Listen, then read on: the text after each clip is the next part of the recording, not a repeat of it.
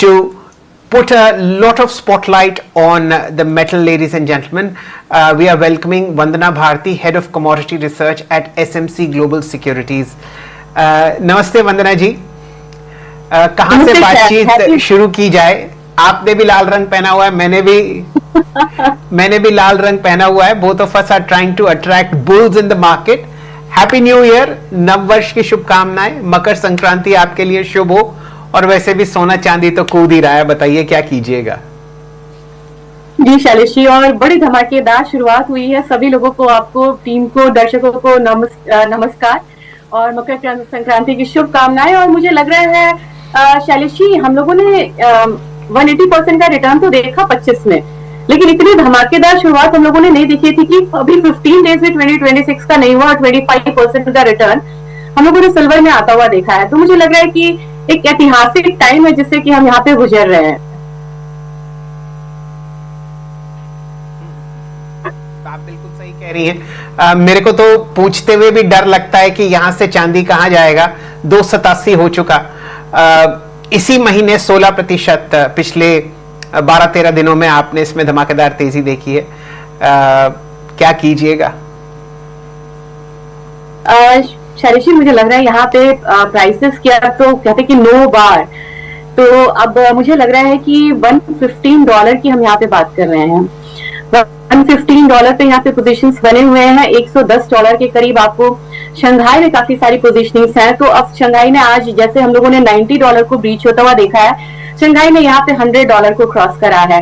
तो मुझे लग रहा है कि अब यहाँ पे प्राइसेस जो है वो 3 डिजिट मार्क में आने की कोशिश तो कर रहा है. मतलब चाइना में ऑलरेडी आ गया है. नेक्स्ट हमारे यहाँ पे ये 3 डिजिट मार्क जो है ये कोशिश करेगी कमोडिटी की इसको ब्रीच किया जाए. और सबसे बड़ी बात है शैलेश जी, जो चीजें यहाँ हो रही है वो हमने चांदी के बारे में नहीं सोचा था कि चांदी को क्रिटिकल मिनरल्स के बाद इसको हम नेशनल सिक्योरिटी लिस्ट में भी डालेंगे. तो मुझे लग रहा है कि अब जिस तरीके से एक पॉलिटिकल एनवायरनमेंट तैयार हो रहा है, ये पहले क्रूड के लिए होता था, गोल्ड के लिए होता था, अभी हम लोगों ने सिल्वर को देखा है कि इनफैक्ट गवर्नमेंट हो और डायरेक्ट कंपनीज यहाँ पे इन्वॉल्व हो रही हैं चांदी के स्ट्रेटेजिक रिजर्व को क्रिएट करने के लिए. तो मुझे लग रहा है कि ऐसे सिचुएशंस में यहाँ पे प्राइसेस जो है वो हायर साइड रहेगा.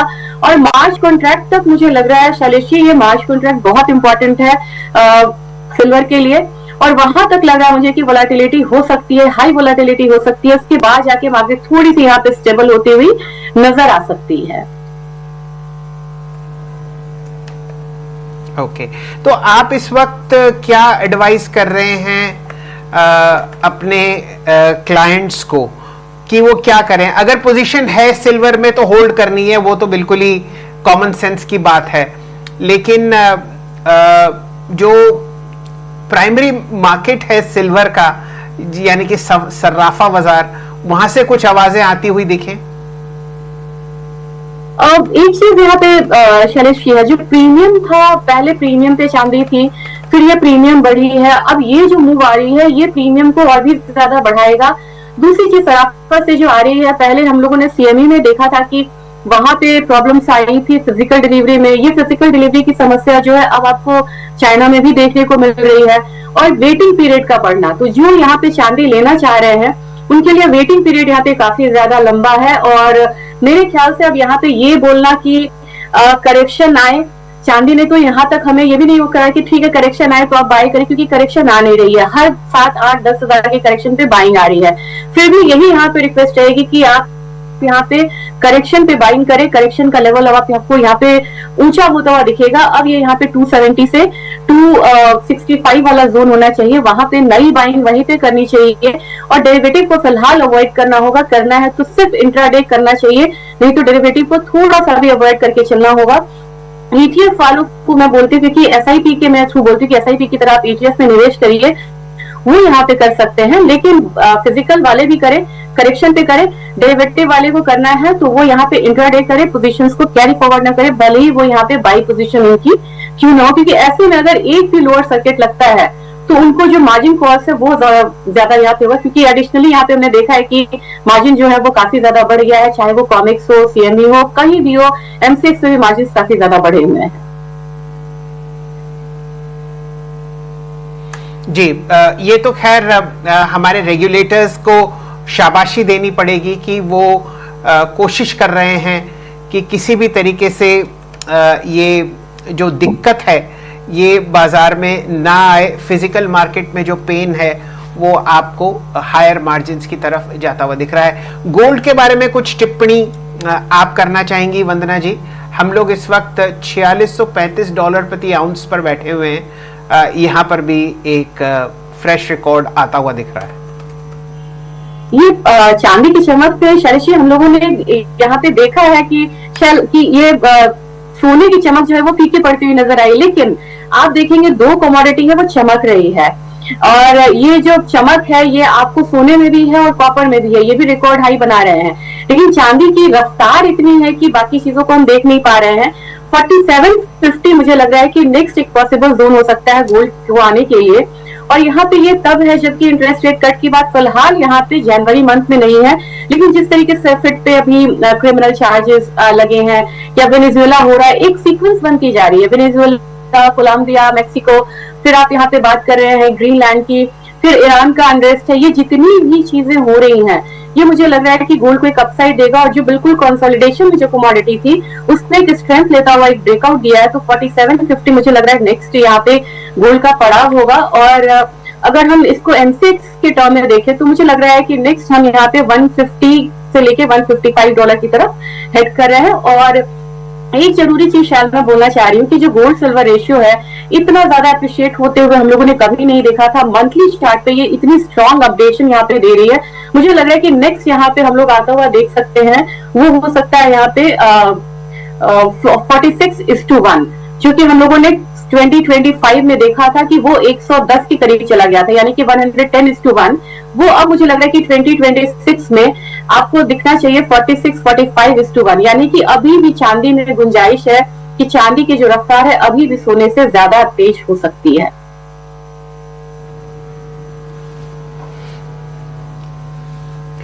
वंदना जी, मेरे को समझ में नहीं आ रहा कि मैं इसको कैसे अपने दर्शकों को समझाऊं कि 287 पर भी आपको चांदी में और तेजी की चाल आती हुई दिख रही है। चलिए कुछ ऐसे मेटल्स की बात करते हैं जो धरातल की तरफ हैं लेकिन फिर भी उनमें बहुत मजबूती है।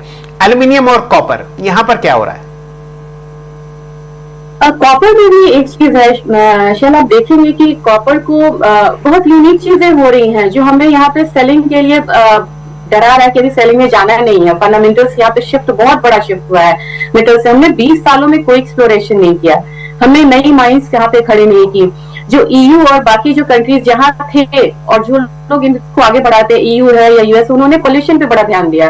तो न्यू माइंस को आने में 15 से 17 साल लगते किसी भी ग्रीनफील्ड माइंस को आने में कॉपर में, और यहाँ पे न्यू एक्सप्लोरेशन नहीं हुआ। पुराने जितने भी हो, रियो टिंटो हो, मतलब चाइल है, पेरू है, ये सारे माइंस ओल्ड हो रहे हैं। तो एक कह सकते हैं कि ब्रेकआउट बहुत यूनिक आया यहाँ पे, लेकिन इसका जो मतलब बेस था वो बन रहा था, डिकेड से बन रहा था। अब कॉपर में ये चीजें हो रही हैं कि हमने रियो टिंटो और ग्लेनकोर का इतने बड़े मतलब एक मेगा डील होता हुआ देखा हम लोगों ने। इसके बावजूद यहाँ पे जो सप्लाई साइड है वो बहुत ज्यादा कंफर्टेबल नहीं है। 21-22-23 में डेफिसिट था, 24-25 हल्का सरप्लस था, लेकिन हम यहाँ पे फिर से डेफिसिट की तरफ जा रहे हैं 2026 में। और जो नई डिमांड्स आई हैं, चाहे वो एआई हो, चाहे वो डेटा सेंटर हो, ये बहुत ज्यादा कॉपर की डिमांड को बढ़ा रहे हैं। तो मेरे ख्याल से चाइना का सबसे हायर रेट पे पेरू के साथ एग्रीमेंट करना ये अपने आप में बहुत बड़ा इंडिकेशन है कि कॉपर में भी अभी जो मतलब अपसाइड है वो रहेगा। तो मैं इस बार के लिए 1550 से लेके 1600 मुझे लग रहा है 1 से 1.5 महीने में यहाँ पे फिर से माता हुआ कॉपर में देख सकते हैं। जबकि एल्यूमिनियम भी उस तरीके से बढ़ रहा है, और एल्यूमिनियम में सबसे बड़ी समस्या ये है कि चाइना प्रोडक्शन को बढ़ा सकता है, लेकिन उनसे जो एनवायरमेंटल कैप लगाया हुआ है इसकी वजह से भी जो एल्यूमिनियम है वो यहाँ पे रिस्ट्रिक्टेड है, सप्लाई रिस्ट्रिक्टेड है। तो धीरे धीरे जो ये रैली है, ये कॉपर की रैली, निकल की रैली, अब यहाँ पे एल्यूमिनियम में भी रिफ्लेक्ट होगी। तो मे भी यहाँ पे हम 335 से 340 वाला जोन आता हुआ जल्दी ही देखें। तो ये जो लेग ऑफ रैली है, बुलियन से शुरू हुआ, कॉपर ने इसे आगे बढ़ाया, प्लैटिनम तो था ही यहाँ पे, हम लोगों ने फिर निकल एल्यूमिनियम को ज्वाइन करता हुआ देखा। अब हम यहाँ पे एनर्जी भी आता हुआ देख रहे हैं शैल, और अब हम यहाँ पे एग्री कमोडिटीज को भी आता हुआ देख रहे हैं। तो ये जो कमोडिटी 2.0 रैली है, धीरे धीरे इसमें सभी काउंटर्स जो है अब यहाँ पे एक्टिवली यहाँ पे पार्टिसिपेट करते हुए नजर आ रहे हैं। Okay, perfect. देवियों सज्जनों, अगर आप एल्युमिनियम और कॉपर का एक बहुत बढ़िया मूव देखना चाहते हैं और आप मेटल्स ट्रेड नहीं करना चाहते क्योंकि वो कमोडिटीज हैं, तो आप देखिए नेशनल एल्युमिनियम को और हिंडाल्को को, दोनों स्टॉक्स में लगातार हमने रिकॉर्ड हाइज देखी हैं।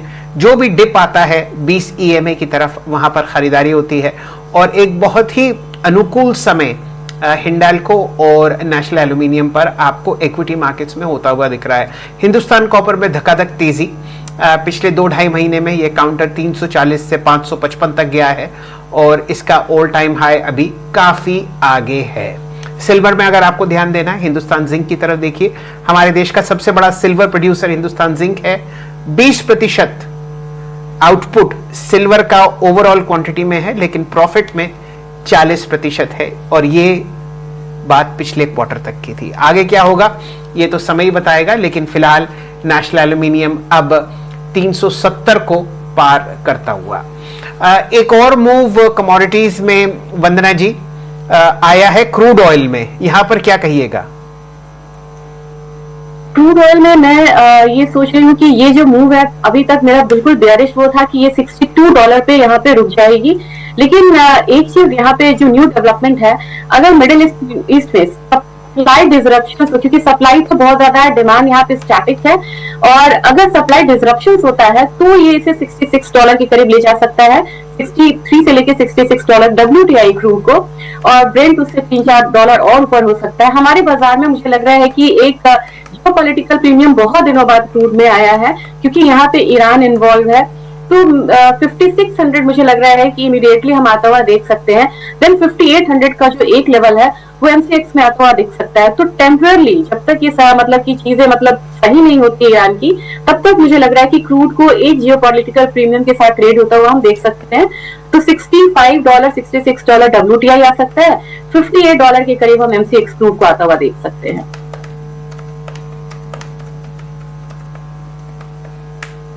ओके, और कुछ राय आप नेचुरल गैस पर भी रखेंगी या इससे परे रहा जाए? नेचुरल गैस बिल्कुल डिफरेंट मूव करता है, पाइपलाइन सप्लाईज होती है तो इनके सप्लाई डिसरप्शन पे बहुत ज्यादा फर्क नहीं आता है, और वेसल है, तो मेरे ख्याल से यहाँ पे भी एक चीज तो है कि नेचुरल गैस में $4 के करीब, $4 नाइमेक्स में पोजीशंस काफी बनी हुई है, और इसने एक लोअर साइड देखा है, $3 के करीब इसने अच्छा खासा एक सपोर्ट लिया है, तो मुझे $4 के करीब ये भी कमोडिटी लग रहा है कि एक बारी अपसाइड ले सकती है। इसके हिसाब से हमारा जो मार्केट है वो यहाँ पे 320, 325 को एक बारी टच करता हुआ दिख सकता है इस हफ्ते या फिर अगले हफ्ते में।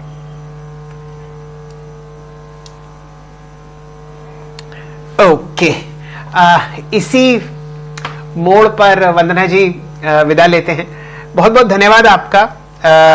बहुत समय से हम लोग गोल्ड और सिल्वर पर चर्चा कर रहे हैं, आपने बहुत ही सटीक राय दी, और कमाल की बात यह है कि शंघाई पर आपने बताया कि $100 पर सिल्वर इस वक्त दहकता हुआ दिख रहा है। नववर्ष में बहुत ही अच्छा हम लोगों ने चाल देखी है। बस ये है कि स्पेकुलेशन से और बहुत भारी वॉलेटिलिटी से रिटेल इन्वेस्टर्स बचे रहें, यही एक उम्मीद जताई जा सकती है। धन्यवाद आपका, बहुत बहुत नमस्कार।